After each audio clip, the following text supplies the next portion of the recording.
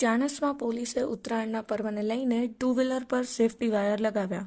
ઉત્તરાયણનો પર્વ નજીક આવી રહ્યો છે ત્યારે રસ્તા પરથી પસાર થતા ટુ વ્હીલર ચાલકોને દોરીથી અકસ્માત ન સર્જાય તેવા હેતુથી ચાણસ્મા પોલીસ દ્વારા સેફટી વાયર લગાવવામાં આવ્યા હતા.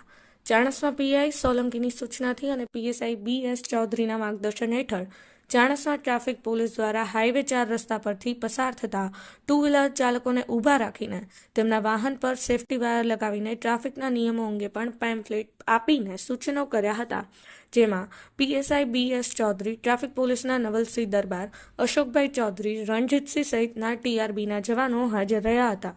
નિખિલ જોશી, પાટણ ન્યૂઝ 24, ચાણસ્મા.